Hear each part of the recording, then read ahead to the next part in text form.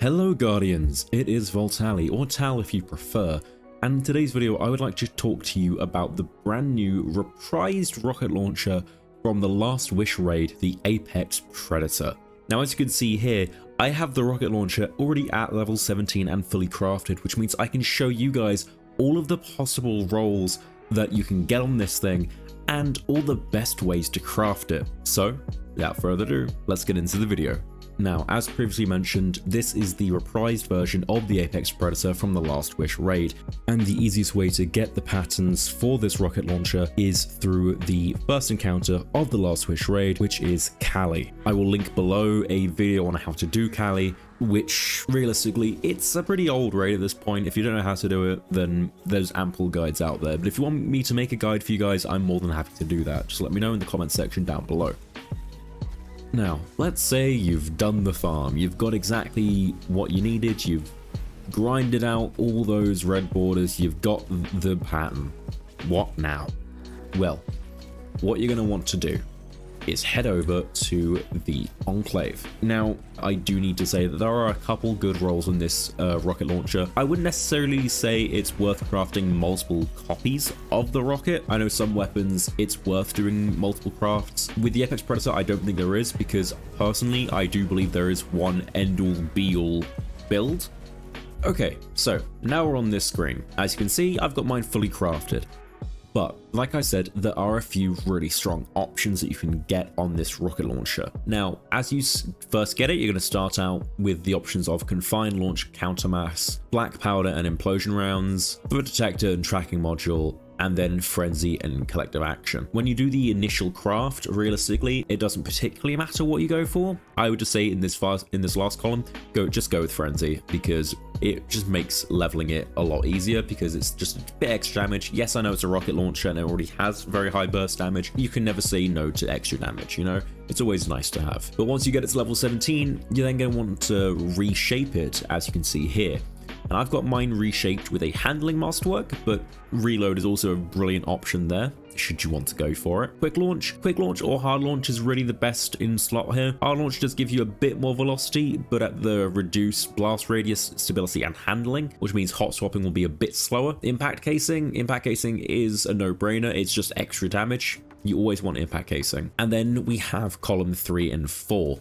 Now, once you've got the weapon fully leveled up, as you can see, you get access to the enhanced traits. And really, the only enhanced trait I would recommend you go for is Reconstruction. Reconstruction doubles the capacity of the rocket launcher much faster than if you got it at standard, or if you tried to use a solar holster mod. To my knowledge, the holster mods do also stack with Reconstruction. I could be wrong on that though, but realistically, you don't necessarily need the holster mods because you're already getting such quick reload speed anyway through enhanced Reconstruction. A case could be made for Demolitionist for those grenade spam builds, but realistically, they're not as strong anymore, and especially considering the nerfs to things like Sun Bracers, although that could be a bug. We're not entirely sure as of yet, and the massive nerf to Starfire Protocol. I don't necessarily think Demolitionist is the way to go anymore. Maybe if you're doing some sort of arc build with the Lightning Strikes Twice mod from Season 21. If you're watching this after Season 21, then my apologies. But if you're not doing anything like that, I don't really see the point in Demolitionist. It gives you an extra rocket to fire, which is great and all, but I don't know. Especially in the current meta, I don't think Demolitionist is the way to go. Reconstruction, as I've said before, it's kind of a no-brainer. I would argue it's best in slot. However, there is a case that could be made for Slideways. Now, Slideways lets you reload the weapon as you slide. That's the name. However, there is a cooldown for when you can activate it again. And that's the difference between Slideways and Slide Shot. Slide Shot, you can keep proccing over and over and over again. Slideways, there is a slight delay. There is a way to get around this though. So if you have a weapon with Slideways and you do the slide, switch weapons and then switch back, for some reason the timer disappears. It doesn't really negate much time off of the timer, but it's still a nice little bit of tech to know.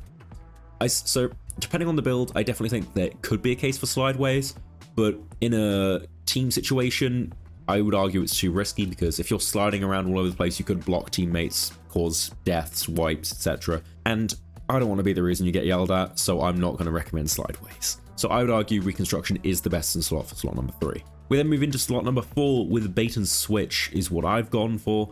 I think Bait and Switch is still incredibly powerful. It's a 35% damage bonus with, I believe it's 11 or 12 seconds when it's enhanced compared to, I think, 8 seconds standard.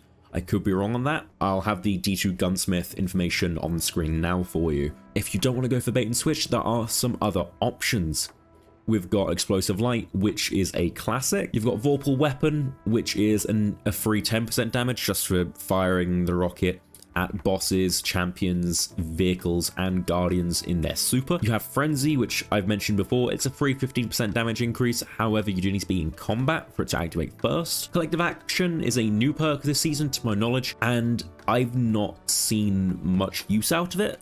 I can't recommend or not recommend it currently because I just don't really know the numbers as of yet. And the last option is the new kid on the block, Bipod. Now, if you played D1, you'll remember a perk called Tripod, which was very popular, and pretty much any meta rocket launcher would have Tripod on it.